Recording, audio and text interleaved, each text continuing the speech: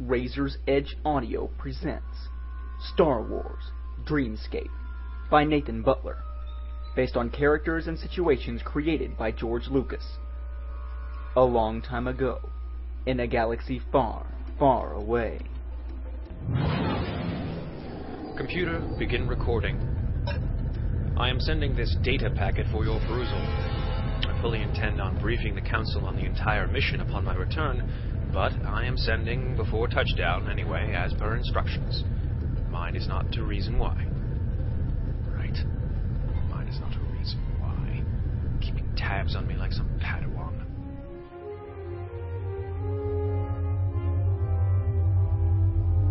Dangerous, this Quinn is. Your apprentice, you should take. Master Yoda speaks the truth. Dira would be an asset on this mission. No. If what you said is true... True it is. Its validity doubt you not. If what you said is true, Master Yoda, then I cannot endanger Dira's life by taking her with me. It's not her fight. Nor is it truly yours, Kai. Stepped you have not on your homeworld since but a baby you were. But it is still my home. I should be the Jedi to investigate. We could order you to take Dira, or not to go. Yes, Master Tilana, you could. Very well. May the Force be with you.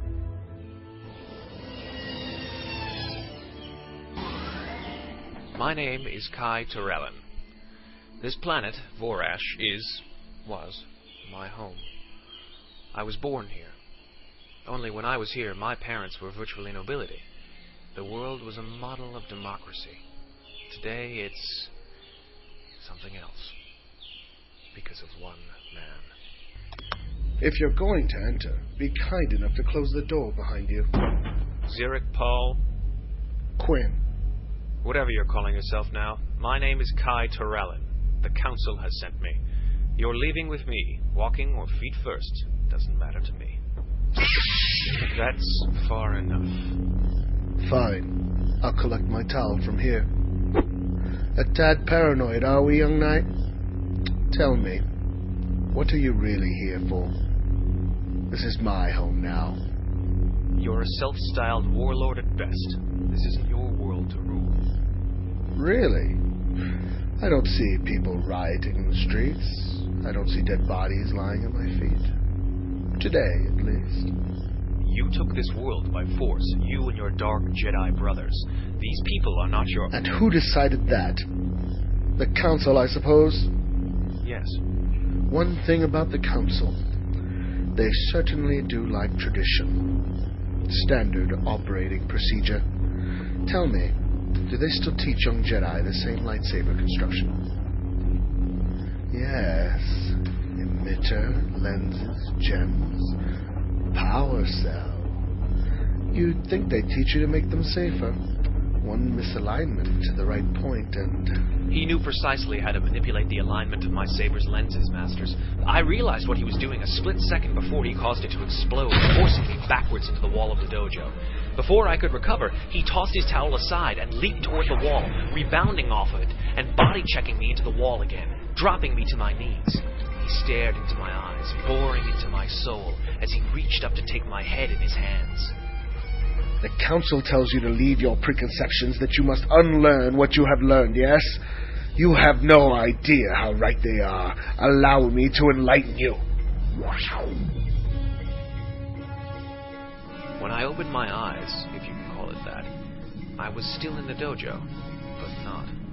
It was like the dojo, but the lighting was all wrong. And instead of being on the floor with the Dark Jedi in front of me, I was standing in the center of a pool of light, the Dark Jedi nowhere to be found. Then he spoke from out of the darkness beyond the pool of light in which I stood. Welcome, Jedi, to your awakening, to the freeing of your mind and the opening of your eyes. Please, make yourself comfortable. From out of the darkness, a chair zipped out of the void toward me. I leaped out of its way, searching for the man who called himself Quinn, but a force push came out of nowhere, knocking me backwards and down onto the chair.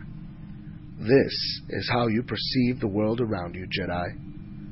You see only the narrow events surrounding you that the Jedi Council wishes you to see. All around you, in everything that does not follow your vaunted Jedi code, you find blackness encircling you. Perhaps in such a galaxy where you Jedi are the only light, you fear that in the end you cannot triumph. But there are alternatives to fighting your way. There are other paths, like mine. Finally, he emerged amid another pool of light. I surged up from the chair, whirling around to grab it and use it to fend off the villain, only to find that it had vanished. I tried to toss a comment at him, but I could not bring my voice to work. Think, Jedi. Don't speak. The rules of the outside world do not apply here. Where have you taken us? Consider this another plane. A shadow realm that exists in the minute gaps between our own conscious thoughts and the guidance of the Force. I believe your Jedi Council would call it the Dreamscape. I have never heard of such a place. Indeed. Not surprising. As tightly as the 12 maintain control of the so-called dangerous secrets, it's a wonder you're even allowed to build your own lightsaber. The Council does not hide such truths. You deny that the Jedi Council seeks what I have inadvertently found on this world? Conquest? A world to exploit? Control. The Jedi do not seek control. Really? Tell me, Jedi, if the Republic were to decide that the Jedi were no longer needed, no longer wanted, and asked the Jedi to leave their position of power, would the Council or the Order itself give up their places in society willingly? That isn't the same. It is. The Jedi wish to control their own destinies and that of everyone else in the guise of safeguarding the galaxy at large. The Council wishes to control the Jedi Order, acting as puppeteers. It is control. No more, no less. No, the Jedi are not puppeteers, nor masters, nor rulers. We are protectors. We act as we do because the galaxy needs us. Because you are the Jedi. Yes. Because you are the guardians of peace and justice. Yes! You are an idiot. As I stepped toward him, he disappeared. I heard his footsteps emerge behind me and spun to face him again, only to find him gone. 2 more such instances, and I finally found myself facing him, standing halfway across the room. See? Tell me, O lauded guardian of peace and justice, if neither of those truly exists, what do you really serve? Peace is attainable. Justice simply is. Really? Tell me, when have you ever heard the history of civilization noted in the periods of peace and not the wars we wage? Why are there volumes charting the ebb and flow of violence, turmoil, and strife in the galaxy, yet but 1/3 of that amount dedicated to the times of so-called peace? When has there ever, in your memory, been a period in history where no civilization has been at war? Never. War is not inevitable. We can overcome it. We have overcome it in many situations on many worlds. The galaxy is a safer, more peaceful place because of the Jedi. You've ceased hostilities. Yes. You've vanquished evil. Yes! That's not peace! With that, a blast of wind slammed me off of my feet and onto my back. I saw Quinn swing his right arm out wide, a chair appearing in it from out of the ether. He slid the chair toward me across the floor, leaping into the air and landing on its back, perched like a bird of prey, peering down at me from his position with a mixture of arrogance and, if you can imagine it, what seemed like enlightenment.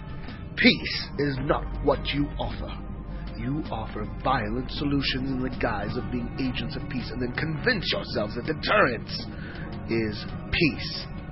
He tossed me into the air by my collar, forcing me to flip and twist to land on my feet. I saw him swing his hands outward to his sides as 2 lightsabers flew toward him from somewhere unseen, landing in his waiting palms. As he ignited one, he tossed the other to me.